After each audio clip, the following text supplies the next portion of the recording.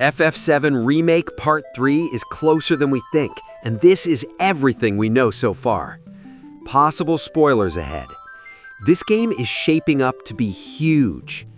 Here's what's actually confirmed. It's nearly ready and is in the polishing and refinement stage, and the core game is nearly finished. Voice acting in progress. They are staying with Unreal Engine 4, modified. 95% of the Rebirth staff team have stayed on to finish the project. All developers need to get better at this. Big win, Square Enix. This will keep your vision and stability consistent. Part 3 is going to release multi-platform day one on the PlayStation, Xbox, PC, and Switch too. Rebirth got a critic score of 92, which sets us up well for Part 3 and was widely well received. An improved version of Queen's Blood is coming. Not sure how you can improve on something so good. We can bet many new minigames will be coming. The game has a name now, but we are awaiting this being announced. We can assume it will begin with R again, and there's lots of speculation as to what it could be. What do you think it will be called? Now the exciting part. What's coming in Part 3? Rocket Town will be in the next part. We will be going to space. Hopefully they will do Sid justice with his backstory. We will be getting a new take on chocobos from what we did in Rebirth. Will we get breeding? I fear not in the way the original did it. Wu-Tai is going to be a big part of the game. That was a given, with war breaking out and Yuffie being so prominent. We are going to learn more about the Black Materia, Cetra, and the G. This all has me hooked and intrigued. We know the High Wind is going to be a big part of the game.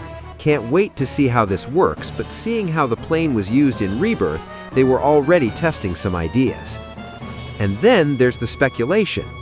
We can almost presume we will get the submarine section of the game, but will almost certainly be different. We will have use of all characters straight away, and they will likely all have some form of relationship building mechanic for a cutscene at the end of the game. At least that's my theory. Likely start at the northern continent, heading for the Icicle Inn. I feel we will get something different at the start to throw us off. Backstory or something to do with Shinra, Aerith, or Zack before we revisit the team. They are not releasing this until after Switch 2 and Xbox have received Rebirth. Wouldn't make much sense to release before. They want to be in the best position for sales for Part 3. We can almost say for certain lots of us will be pulling our hair out again trying to platinum or get all achievements for Part 3. Aware it is not an exact remake, so we will get some surprises along the way. That Knight of Round will be introduced in a different way.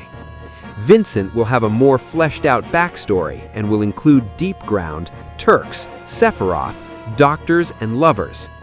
We will get another form of Bahamut. Zack will likely be making a return. Some fans feel he may become a party member. Can't see this being the case personally. We can almost guarantee we will get more lore and backstory filtering into the game from Crisis Core, Dirge of Cerberus, and other canon. We may hear more about the game at the Summer Game Fest this year, Friday, June 5th, 2026, 2 p.m. PT, 5 p.m. ET, 9 p.m. GMT. We may get a release window around the 30th anniversary of Final Fantasy VII, September 2027. I really hope it is sooner. What are you most looking forward to? What we can say for certain is the game is going to be absolutely huge.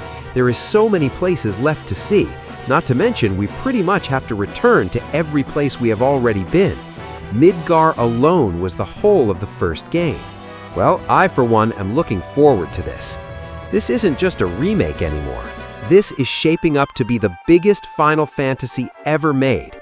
And honestly, I don't think we're ready for what they're about to do. I'll be covering everything about Part 3 as news drops. Follow if you're as hyped as I am. Did I miss anything? Let me know.